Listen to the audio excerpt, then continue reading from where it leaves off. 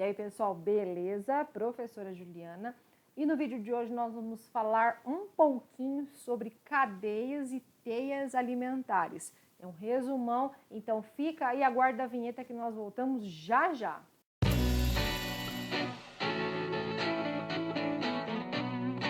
Então, cadeias e teias alimentares. Com certeza você já ouviu falar desse assunto, porque é um assunto que a gente estuda lá desde os nossos 8, 9, 10 anos na escola. É um assunto importante, é talvez o assunto que mais tenha caído em todas as edições do Enem que nós tivemos até hoje.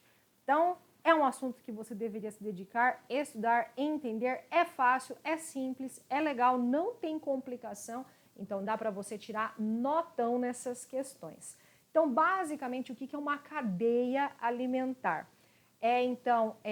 As relações que os seres vivos estabelecem, tá? Que, através da alimentação, permite que essas espécies sobrevivam, sendo através do fluxo energético e do ciclo da matéria, que vai acontecer entre esses seres vivos que fazem parte da cadeia alimentar, tá? Então, é a relação entre o que determinados indivíduos vão comer ou a forma de alimentação de determinados indivíduos que nós vamos ter aí compondo essa cadeia ou essa teia alimentar.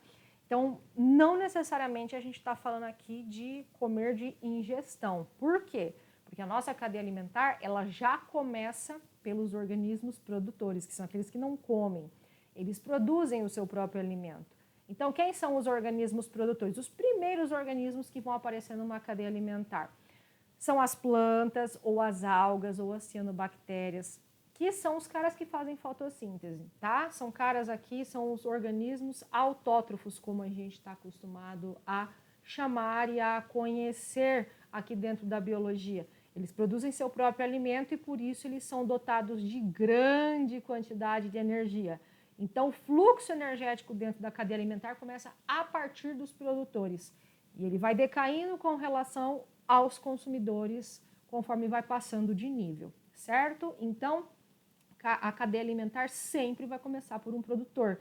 Então, se você pegar um exercício que tem ali uma cadeia alimentar começando, sei lá, por um animal, por um sapo, por um grilo, ela dificilmente vai estar correta, porque obrigatoriamente a energia vem de um produtor, que é um organismo autótrofo. E quem se alimenta desses autótrofos são os consumidores que nós chamamos de herbívoros, ou também podem ser onívoros, que são aqueles animais que se alimentam tanto de vegetais quanto de outros animais.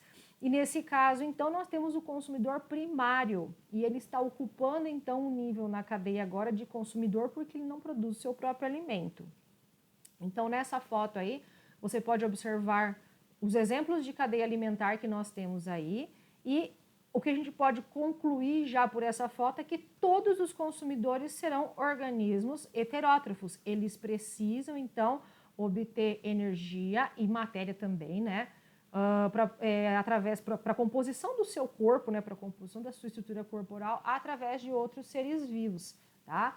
Então, nós temos dentro aí de uma cadeia alimentar consumidores primários, secundários, terciários ou quaternários. É muito difícil que a gente tenha uma cadeia que se estenda com relação a esses níveis, por quê? Porque o fluxo energético vai diminuindo com o passar dos níveis na cadeia. E por que ele vai diminuindo?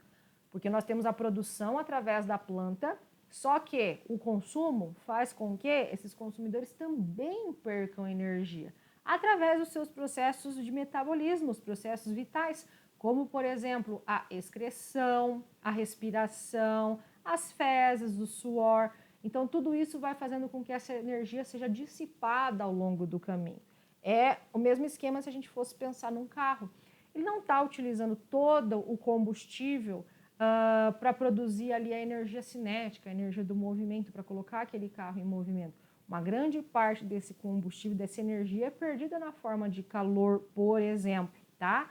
E poderíamos pegar exemplos aqui de equipamentos domésticos, secador, tá? Secadora de roupa, secador de cabelo. Eles perdem uma parte dessa energia, o chuveiro, que era para ser energia elétrica, mas ele também produz energia térmica, ok? É feito Joule, física, né? Acho que é isso aí, né? Espero que seja. Aqui nós também temos uma perda energética aqui durante o passar dos níveis da cadeia alimentar, tá? E é perda, não é perca, pelo amor de Deus, não existe perca, tá? É perda.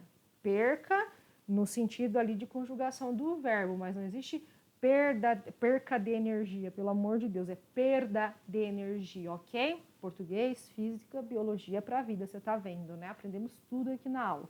Então, pessoal, uma coisa importante de lembrar aqui, quando a gente fala de produtores e consumidores, é que esses produtores e consumidores, eles ocupam níveis na cadeia alimentar, que nós chamamos de níveis tróficos.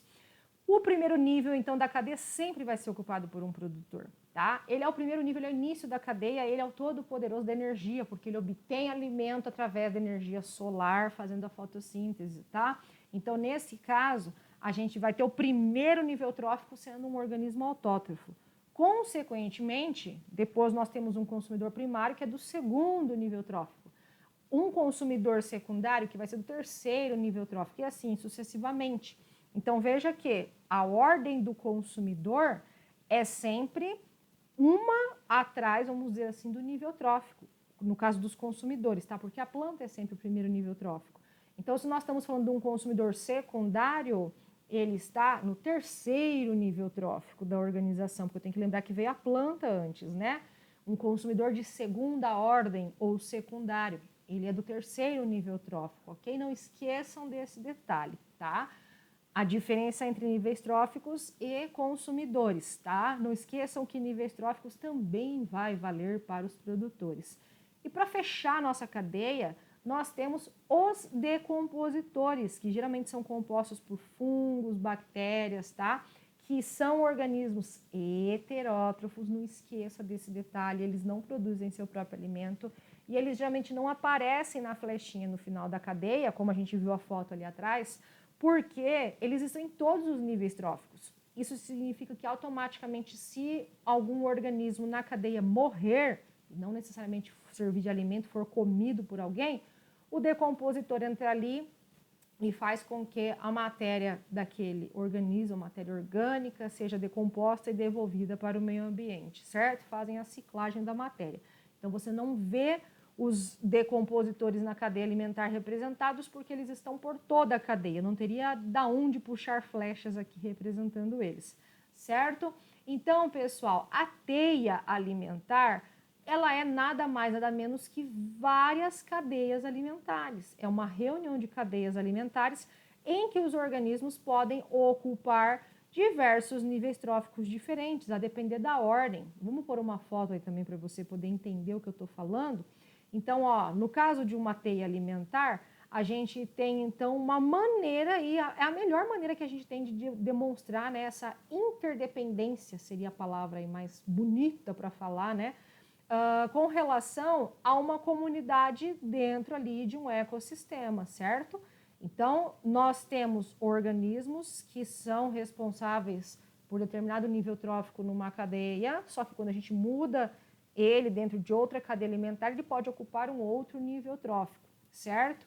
Isso é muito importante, porque nós temos um cardápio diferenciado dentro da natureza e nem sempre um animal vai comer a mesma coisa, né? Ou a mesma planta, enfim.